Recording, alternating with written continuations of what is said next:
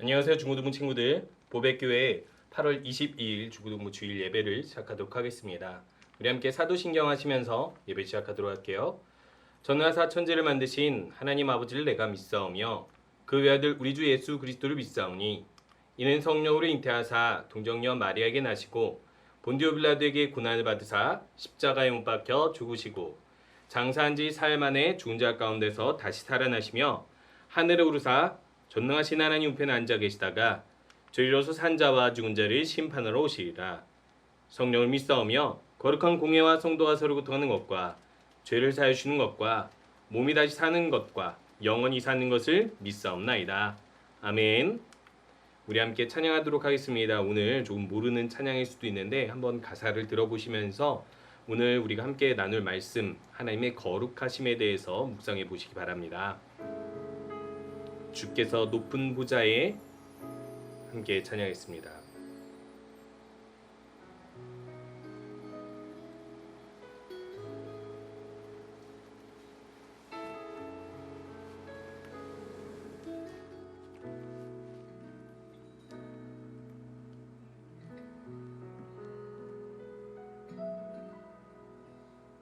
주께서 높은 보좌에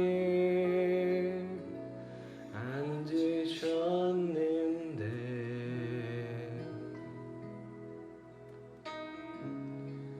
그 옷자락은 성전에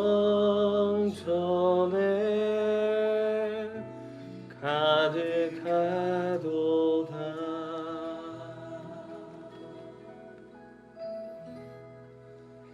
전사들이 모여서 서로 장화하여 외치니 그 소리는 성전에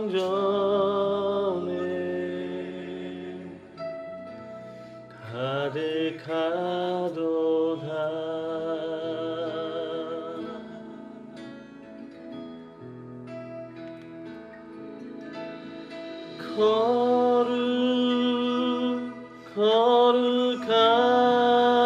거룩하다 만군의 여호와 그 영광이 온 땅에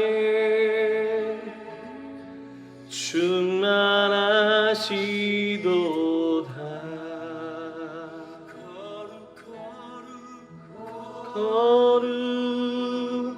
거룩하다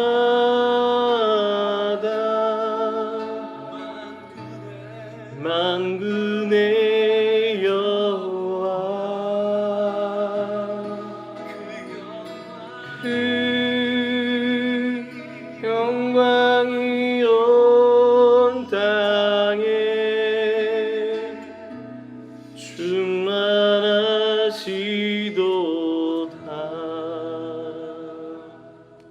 우리 함께 기도하겠습니다. 일주일 동안 하나님께서 베푸르신 은혜 기억하면서 감사하기도 올려드리고 우리가 지은 모든 죄를 하나님 앞에 예수 그리스도의 이름으로 용서해달라고 회개 기도하시며 오늘 말씀으로 변화되는 우리가 되도록 예배를 위해서 기도하겠습니다.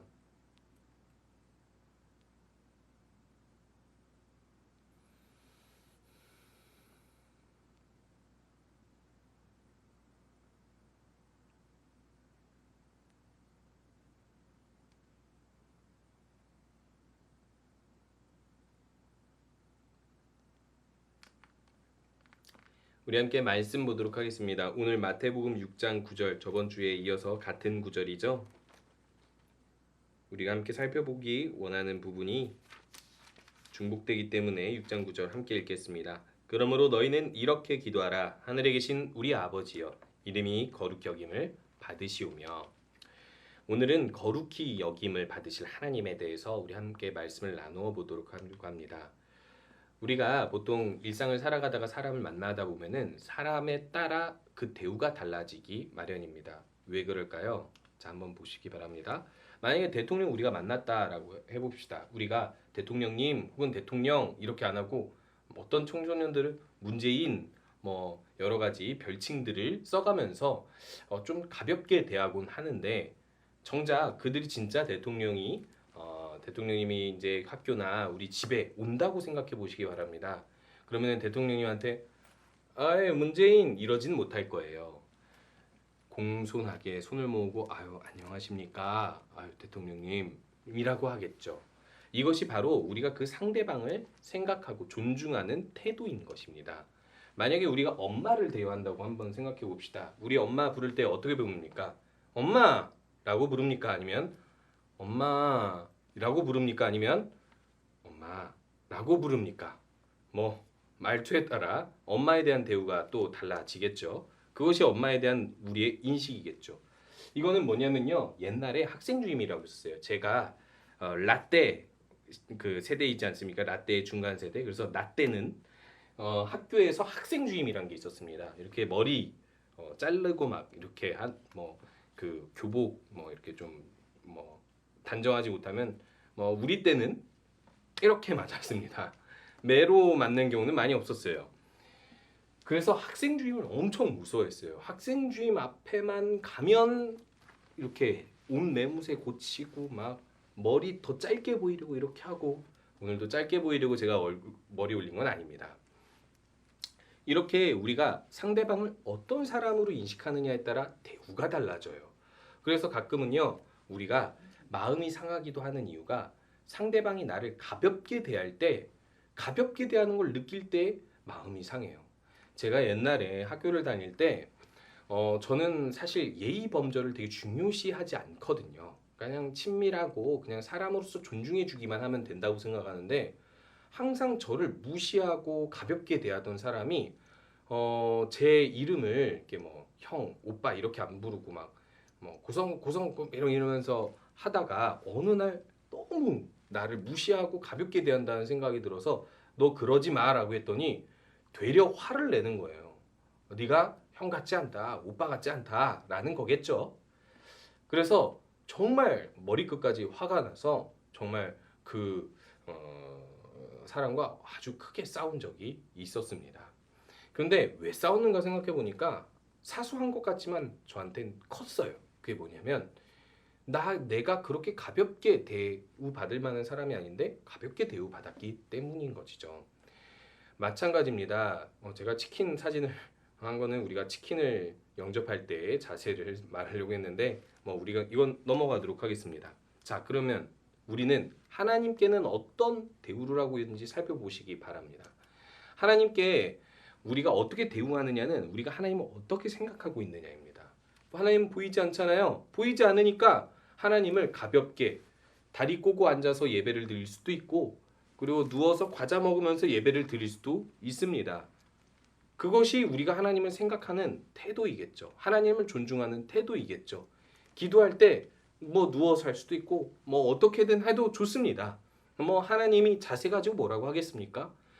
하나님은 행위보다 중심을 보시니까 행위가 중요한 건 아니지만 중요한 건 뭐냐면 행위를 통해서 내가 하나님을 어떻게 내 마음의 중심에 두고 사는지를 돌아봐야 돼요.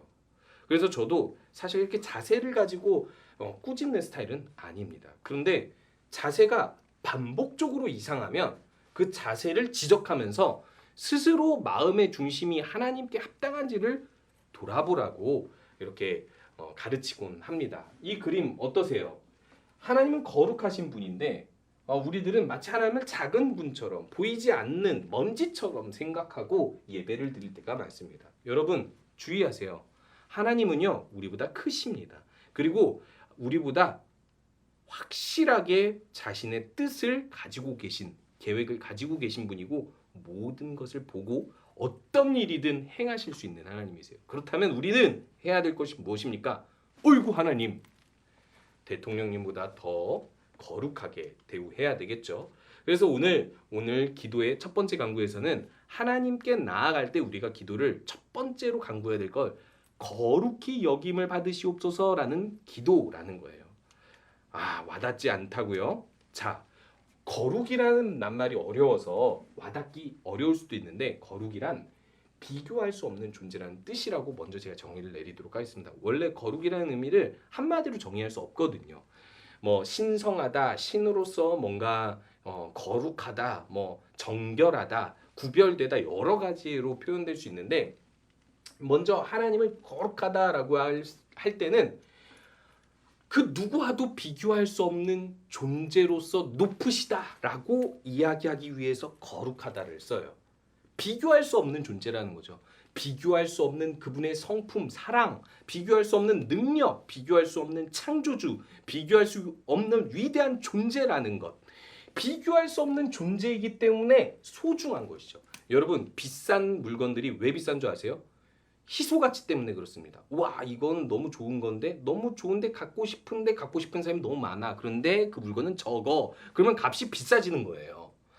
희소 가치가 있을수록 더욱 비싸지는 건데 이 세상에 그 어떤 것도 비교할 수 없는 존재가 바로 하나님이고 하나님은 유일한 창조주이며 이 세상의 주인이며 위대하신 하나님이신데 그 하나님을 높이는 표현으로 거룩이라고 이야기하는 거예요. 그러면 우리가 거룩하게 하나님을 대한다는 것은 어떤 표현일까요? 우리는 비교할 수 있는 대상이 많잖아요. 사람. 하나님 앞에서 하나님만 비교할 수 없는 대상이에요. 그러면 우리가 거룩하게 되려면 뭘 해야 되냐면 거룩한 하나님에 맞게 대우하는 것이 거룩하게 사는 것입니다. 그래서 거룩히 여김을 하나님이 받으신다는 것은 하나님이 비교할 수 없는 위대한 엄청난 존재이기 때문에 내가 내 자신을 구별해서 하나님께 헌신하여 드린다라는 거예요. 그 비교할 수 없는 존재에 맞게 나 자신을 구별하여서 드린다라는 겁니다. 여러분, 제가 이 청소년들에게 많이 교육하는 건데 교리문답 10계명을 교육할 때 항상 소중하게 지켜야 될 것이 있다라고 이야기하는 것이 있습니다. 바로 무엇이냐면 성입니다. 성. 왠 줄 아세요? 하나님께서는 남자와 여자를 지었을 때 한 몸과 한 몸이 연합이 되게 하기 위해서 다른 몸과 섞지 않게 하셨어요. 그래서 육체적으로 성적으로 간음을 하는 행위는 그것이 혼전일지라도 하나님께서는 하지 말라고 죄라고 명령하십니다.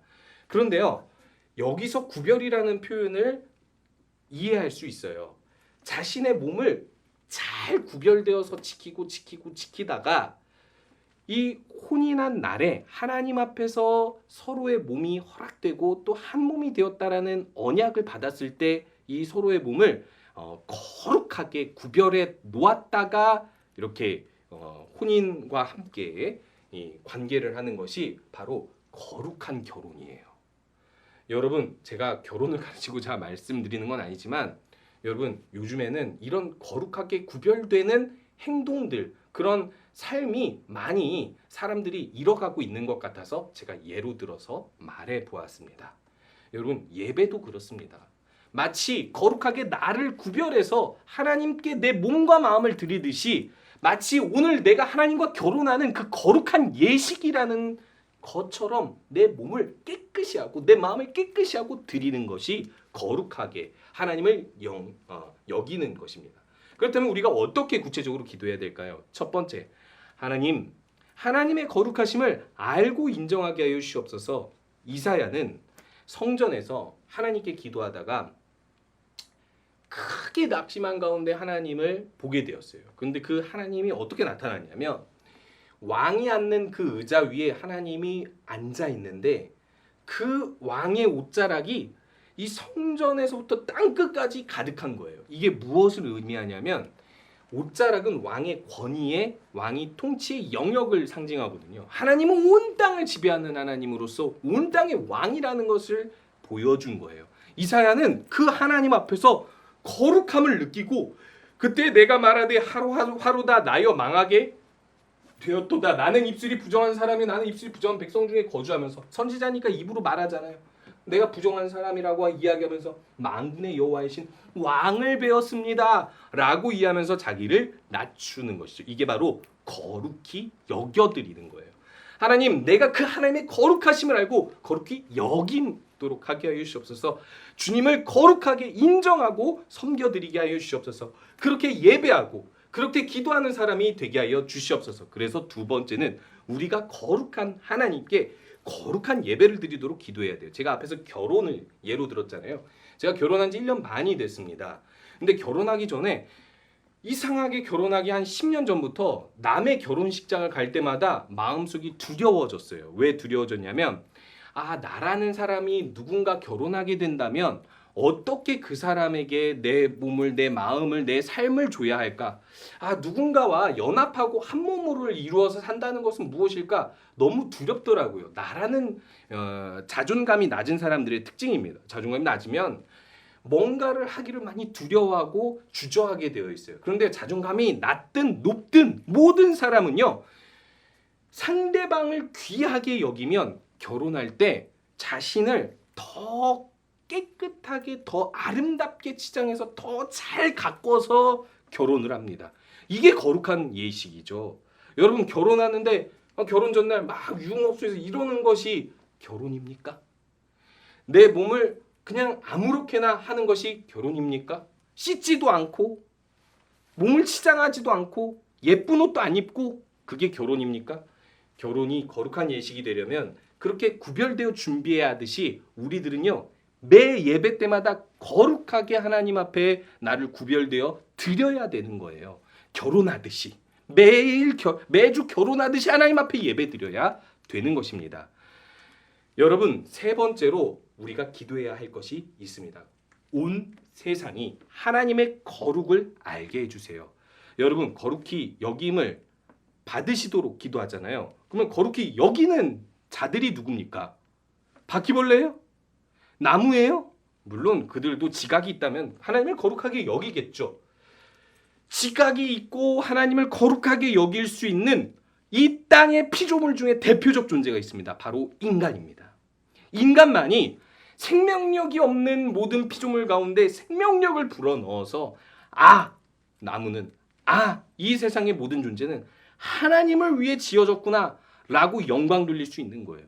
그렇기 때문에 우리가 온 세상 가운데 하나님의 거룩을 모르고 사는 불신자들, 하나님을 모르는 자들이 있다면 온 세상 가운데 하나님의 영광과 거룩함이 알려지기를 기도해야 됩니다. 하나님은 거룩하신 분인데 어떻게 감히 사람이라는 미천난 존재가 하나님을 거룩히 여기지 않고 이 땅에 가득 살아갈 수 있겠어요? 그러니까 하나님이 자신의 거룩을 나타내기 위해서 노아의 홍수 같은 심판이 일어나지 않겠습니까? 우리가 잘 알듯이 하나님은 또 이 세상을 멸망시키고 새로운 하늘과 땅으로 우리에게 영원한 축복을 주기 위해서 심판하러 오실 거예요. 그때 우리가 어떻게 준비되어야 하겠습니까? 이 땅의 모든 사람들이 하나님의 거룩을 알고 예배하며 준비할 수 있기를 기도해야 돼요. 그렇기 때문에 우리가 마지막으로 우리가 이 기도를 하면서 하나님이 거룩히 여김 받으시기 위해 기도뿐만이 아니라 해야 할 것이 있습니다. 첫 번째, 우리가 하나님의 이름을 나타내는, 하나님을 믿는 사람으로서 하나님이 욕되지 않게 해야 돼요. 그리스도인들이 가장 먼저 해야 될 것은 욕되지 않도록 다른 사람에게 나쁜 행위, 해를 끼치는 행동을 하지 않아야 한다는 것입니다. 두 번째로는 하나님의 성품이 드러나도록 우리가 말씀을 통해 하나님의 사랑, 하나님의 성품, 하나님의 온유함, 하나님의 오래 참음, 이 모든 것을 배워서 하나님의 사랑을 보여줘야 돼요. 사람들이 이렇게 질문하게끔요. 당신 어떻게 이렇게 착해요? 하나님 믿어요. 그러면 하나님 믿으면 그렇게 돼요? 예. 그럼 저도 하나님 믿고 싶군요. 이렇게 말하도록 우리가 하나님의 성품으로 하나님을 나타내 보여줘야 됩니다. 세 번째로 그분이 누군지 알도록 해야 돼요. 이 세상의 모든 보이는 것들은 하나님이 만드셨고 모든 존재들은 유한합니다. 그런데 무한한 하나님이 만드셔서 처음을 만드시고 끝을 만드시는 분인데 이 인간에게 영원한 생명을 허락하시는 하나님께서 하나님만 믿으면 구원을 주신다고 하셨습니다. 하나님을 믿고 예배할 수 있도록 하나님의 존재가 누군지를 우리가 아는 대로 그들에게 전할 수 있는 것이 그분이 거룩히 여김을 받으시도록 기도하고 그 기도로 살아가는 자세입니다. 우리 모든 친구들 이렇게 주기도문의 첫 번째 강구에 대해서 배웠습니다. 우리 더욱더 하나님을 거룩히 여기고 또 하나님을 모든 세상이 거룩히 여기시도록 그리고 거룩한 예배를 드리도록 우리가 또 거룩한 삶을 살아서 주님의 이름이 거룩히 여김을 받으시도록 하는 우리 모든 친구들 되시기 바랍니다. 우리 함께 주기도문으로 예배 마치도록 할게요.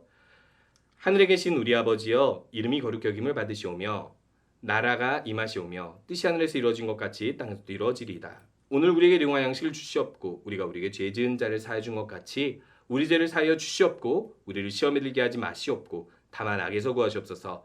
나라와 권세와 영광이 아버지께 영원히 있사옵나이다. 아멘.